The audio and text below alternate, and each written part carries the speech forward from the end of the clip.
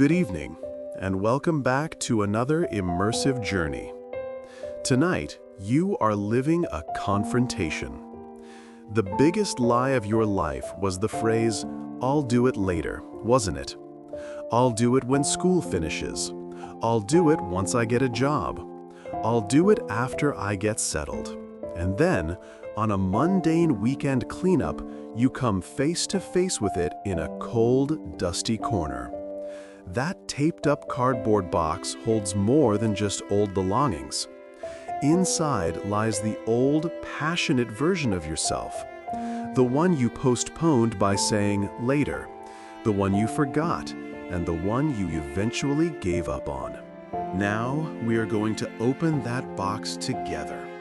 We are stepping into that moment where the dust burns your throat, the scent of old paper revives lost memories, and you ask yourself, when did I give up on these dreams? It is a Sunday afternoon, heavy and silent, the kind of day where the sky is a uniform sheet of gray, pressing down on the rooftops, stealing the color from the world. Inside your home, the air is stagnant, smelling of brewed coffee and the faint chemical scent of cleaning products. You didn't plan to go into the storage room today. You were supposed to be resting, preparing your mind for another week of emails, meetings, and polite smiles. But you needed that one specific thing, perhaps a winter coat buried deep in a suitcase, or an old document for the bank. A mundane necessity forced you out of your comfort zone. You pull the cord of the dusty light bulb. Click. The yellow light flickers, illuminating the cramped space filled with the debris of your life.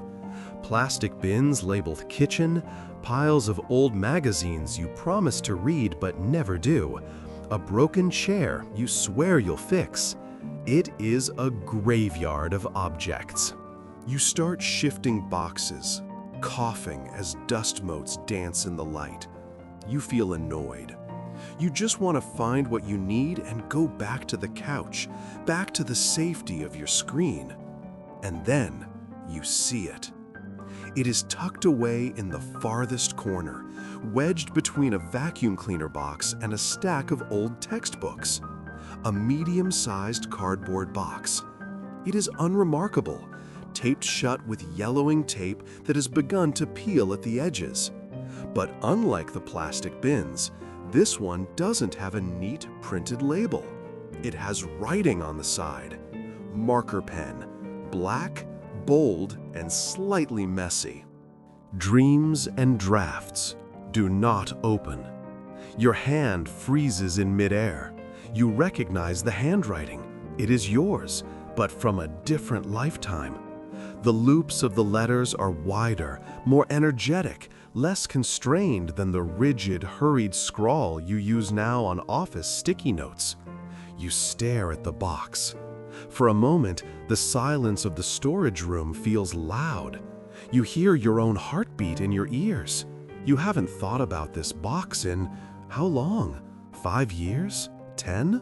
It has moved with you from apartment to apartment, always pushed to the back, always the first thing to be packed and the last thing to be ignored.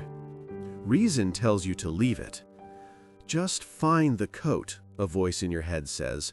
Don't open Pandora's box. There is nothing in there but clutter.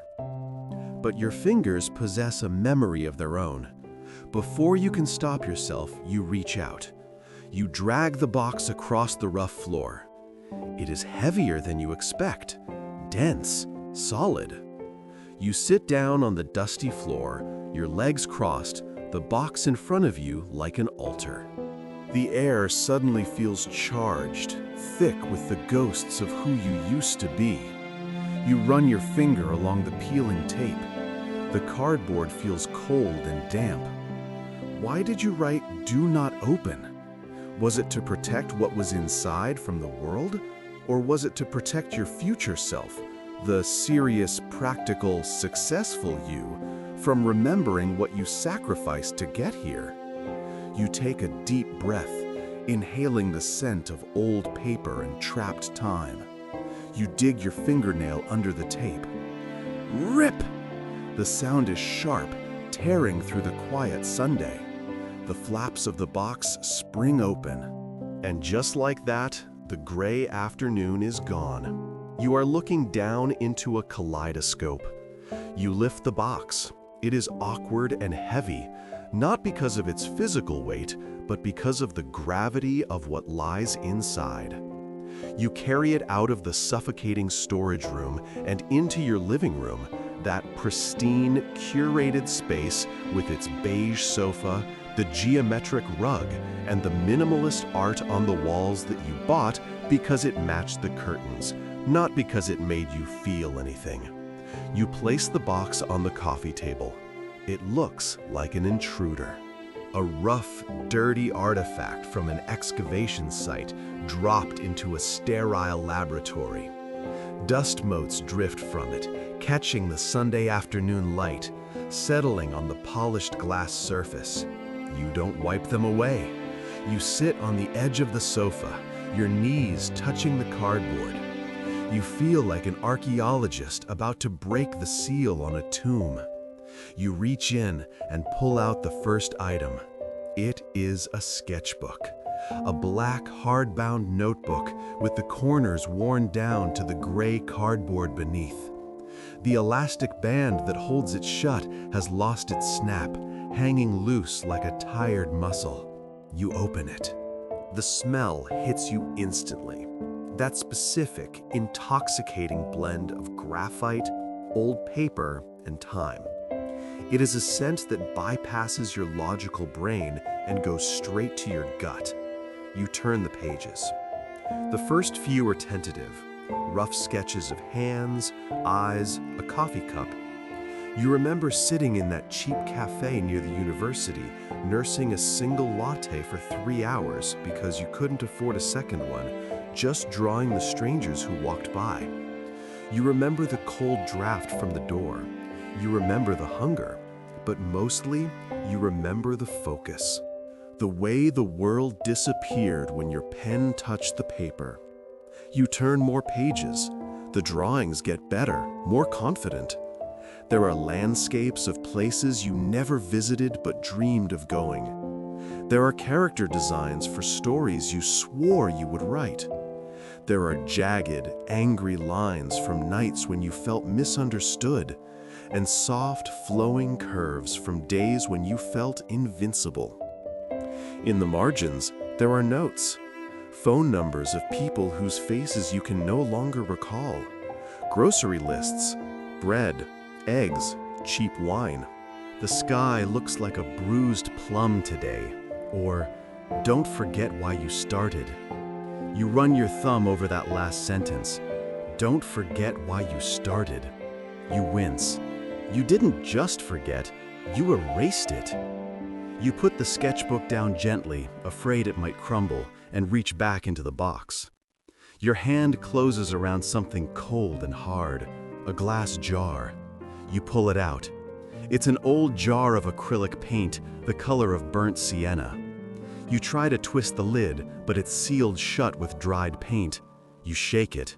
It's solid, a brick of color that is turned into stone. Next to it, a bundle of papers held together by a rusted paperclip. It's a manuscript, or the beginning of one. The paper is yellowed, the edges curled. You read the title page. It was a project you were so passionate about that you used to wake up at 4 a.m. just to work on it before your real life started. You remember telling your friends, "This is the one. This is my legacy." Now, looking at it, you feel a profound sense of embarrassment. Not because the writing is bad. You read a paragraph and it actually has a raw, unpolished rhythm that your current emails lack.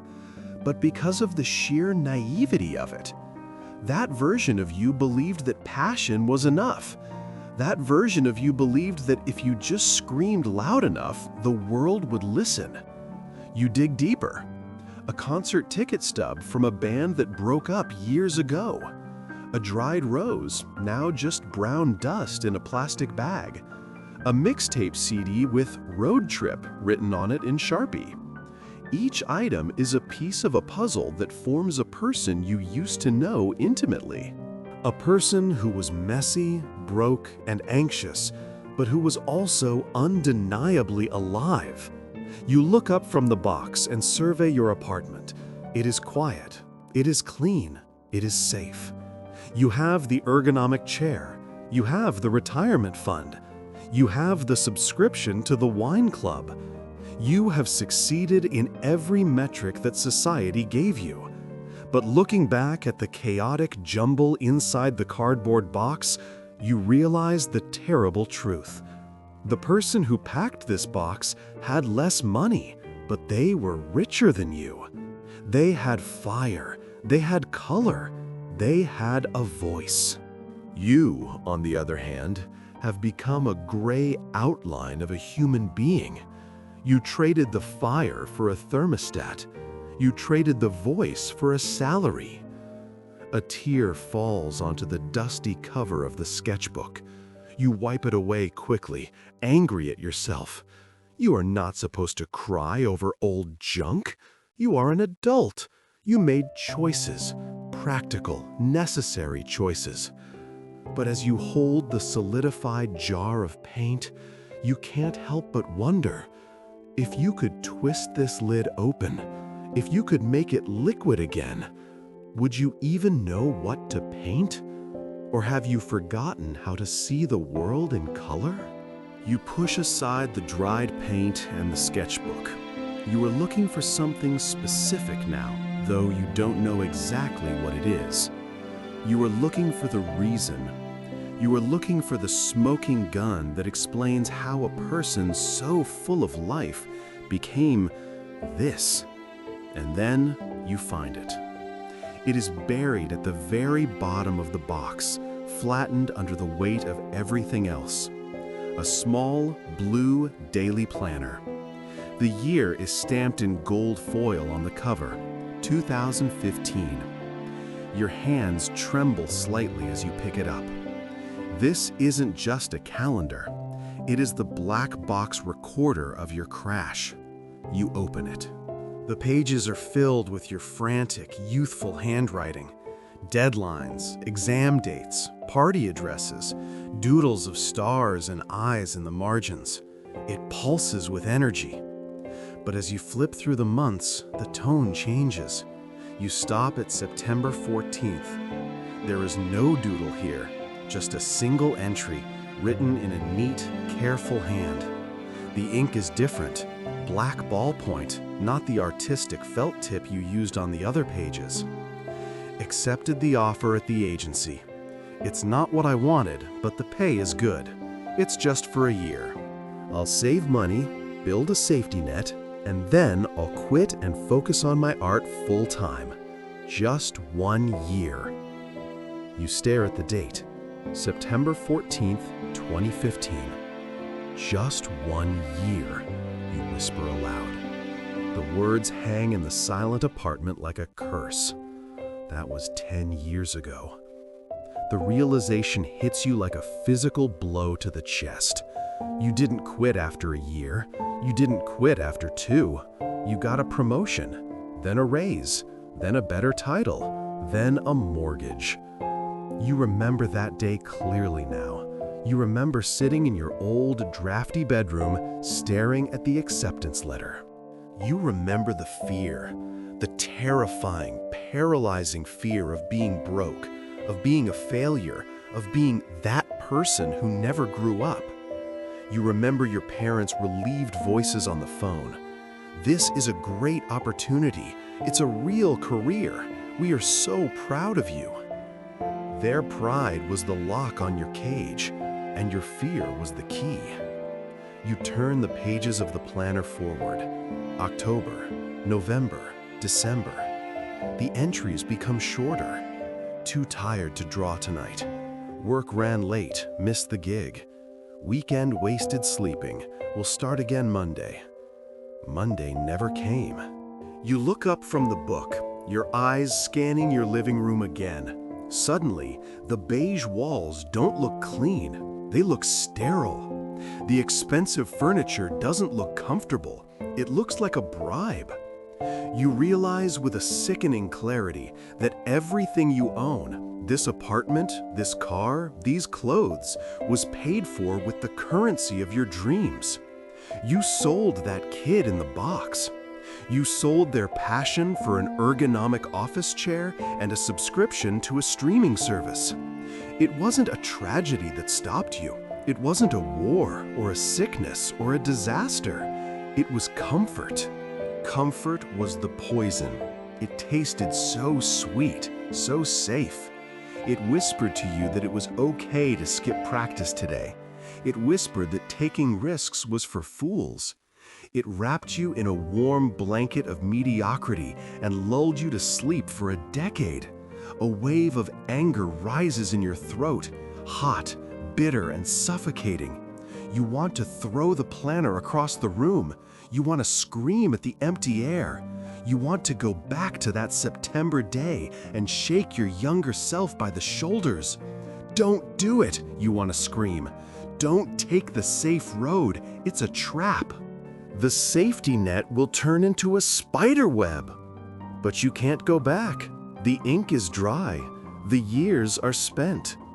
You look at your hands, soft, manicured, uncalloused. These are not the hands of a creator. These are the hands of a consumer. They are hands that type, swipe, and sign, but they have forgotten how to make. You feel a profound sense of betrayal. But the worst part is knowing that the traitor isn't your boss, or your family, or the economy. The traitor is you.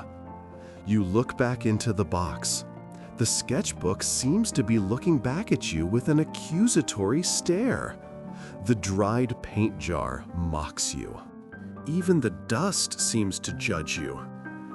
"I didn't mean to," you say to the box, your voice breaking.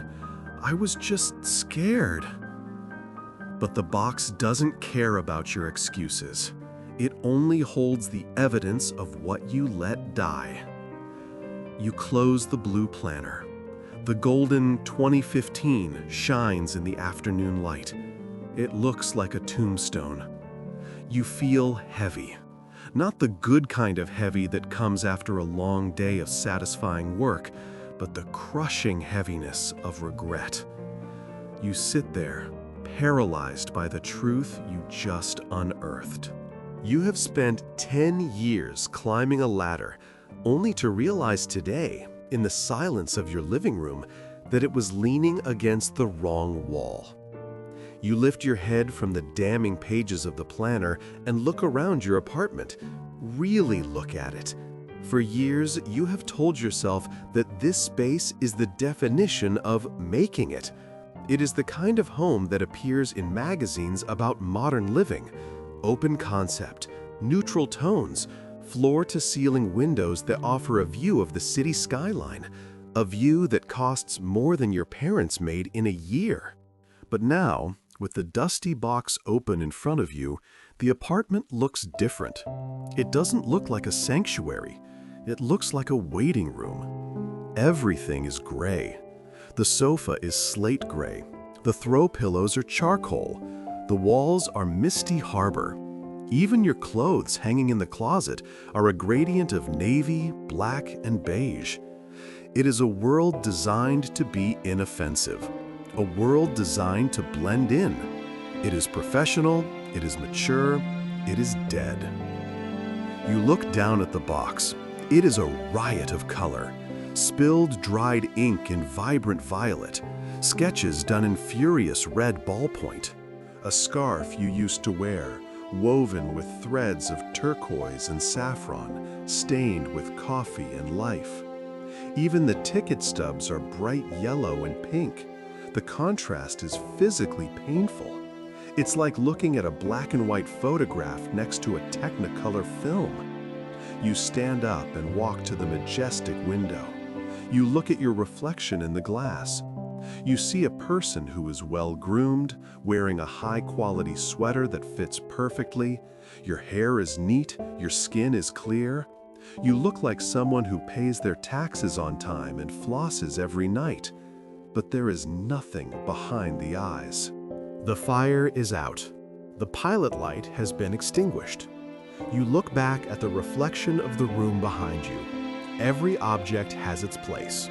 The remote controls are aligned. The coasters are stacked. There is no dust, no clutter, no mistake. You realize then that you have spent the last decade curating a life that looks perfect from the outside, but feels like nothing on the inside. You have built a museum to your own competence. And like a museum, it is cold. You are not allowed to touch anything. You are not allowed to make a mess. When was the last time I made a mess, you wonder? You look at the box again. That mess inside, the crumpled papers, the broken charcoal sticks, the tangled wires, that was the debris of creation. You were messy because you were building something new. You were chaotic because you were exploring. Now you are just maintaining. You are a custodian of your own existence, polishing the glass, making sure nothing breaks. You walk over to your expensive ergonomic desk. On it sits your laptop, closed. It contains spreadsheets, presentations, and emails. It contains the safety net you promised your younger self. But looking at it now, you don't feel safe. You feel trapped. You pick up a ceramic vase from the shelf. It is a designer piece, perfectly symmetrical, smooth, and white. It cost a fortune. You hold it in one hand. Then, you reach into the box and pick up a small, lumpy clay figurine you made in a pottery class years ago. It is misshapen. The glaze is uneven. It has a fingerprint stuck in the side. You hold the white vase in your left hand and the ugly clay lump in your right. The vase is perfect, and it is utterly boring. The clay figure is a disaster, and it is fascinating. It has a story. It has a fingerprint. It has you in it. You realize that your entire life has become that white vase. Smooth, expensive, empty. A sudden, irrational urge seizes you. You want to take the white vase and smash it against the gray wall. You want to see something break. You want to see jagged edges. You want to disrupt this suffocating symmetry. You tighten your grip on the vase. Your knuckles turn white. The silence of the apartment presses against your ears, demanding that you behave, demanding that you put it back on the coaster. Put it back, the room whispers. Don't be childish. It's expensive. Throw it, the box whispers. Wake up. You stand there, suspended between two worlds. The ghost of the artist you killed is screaming at the ghost of the executive you became. You don't throw it. The conditioning is too strong. You place the vase back on the shelf, exactly where it belongs. But something has shifted. The gray veneer of your life has cracked. You look at the box, and for the first time in years, you don't see it as junk to be stored away. You see it as a lifeline. You sit back down on the floor, ignoring the dust on your expensive trousers. You reach for the sketchbook again. But this time, you don't just look. You reach for a pen. You are sitting on the floor, your expensive trousers gathering dust, your back hunched over the coffee table. The sketchbook lies open to a blank page. The white paper stares up at you, bright, expectant, and terrifying. It looks less like a canvas and more like a desert waiting for rain. You hold the pen. It's a cheap black fine liner you found at the bottom of the box. It feels foreign in your hand, too light, too thin. Your fingers, accustomed to typing on keyboards and swiping on glass screens, don't know how to grip it properly anymore. The muscle memory is gone. Just draw, you tell yourself. It's like riding a bike. You don't forget who you are. You close your eyes for a second, summoning an image. You think of the view from your window, the jagged skyline, the way the clouds catch the afternoon light. In your mind, the image is crystal clear. You can see the lines, the shadows, the perspective.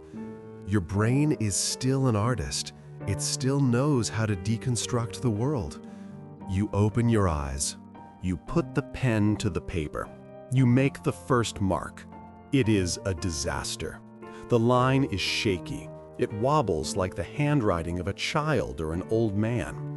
You try to draw the vertical line of a skyscraper, but your hand drifts. The proportions are wrong. The perspective is twisted, not in an artistic way, but in a clumsy, broken way. You frown. You tighten your grip on the pen until your knuckles hurt. Focus, you hiss. Do it again. You try to correct it. You draw over the lines, trying to find the rhythm, the flow that used to come as naturally as breathing. But the flow isn't there. The channel is blocked. The connection between your eye and your hand has been severed. You look at the drawing. It looks pathetic. It looks like a doodle made during a boring meeting, devoid of soul, devoid of skill. Panic rises in your throat, a hot, prickly sensation. You look at the old drawings in the sketchbook, the ones you made 10 years ago. They are fluid, confident, alive. And then you look at the scratching you just made. It's not just that you haven't improved, you have regressed. You have withered. No, you whisper. No, no, no. You turn the page violently, tearing the paper slightly near the spine. You start again, faster this time, more desperate. You try to draw something simpler, a face, an eye. The eye you used to draw on every margin of your school notebooks.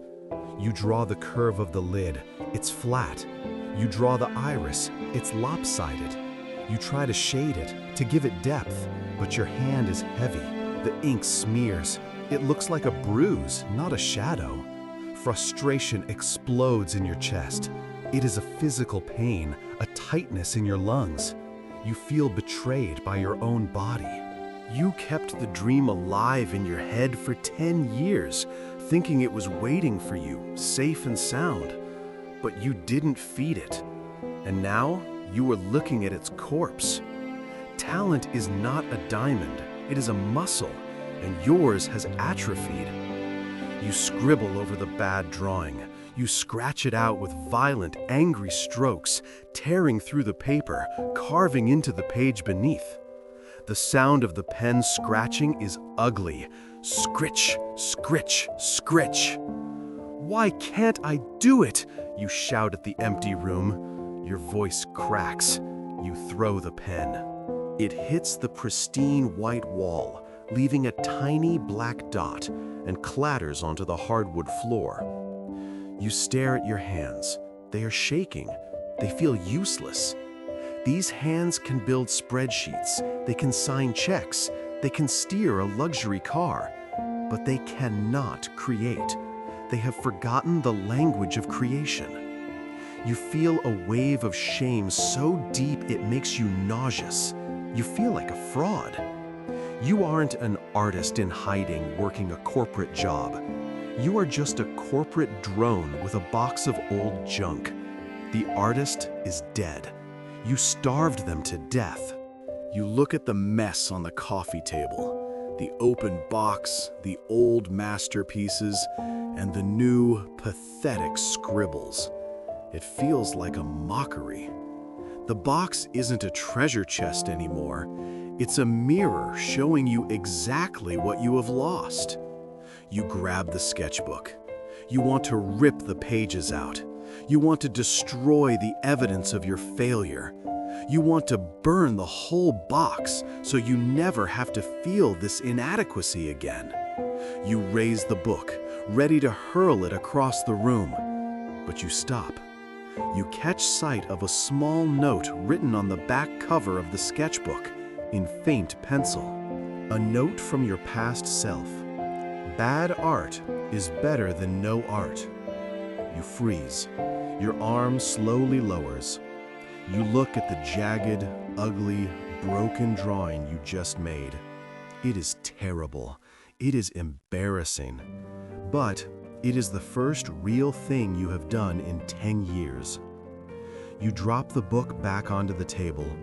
You bury your face in your hands. You don't cry. You are too empty for tears. You just sit there, in the ruins of your ego, listening to the silence of your perfect apartment, feeling the ache in your fingers where the pen used to be. You have lost the magic. The question now is, do you have the courage to be a beginner again? Or is your pride too big for that?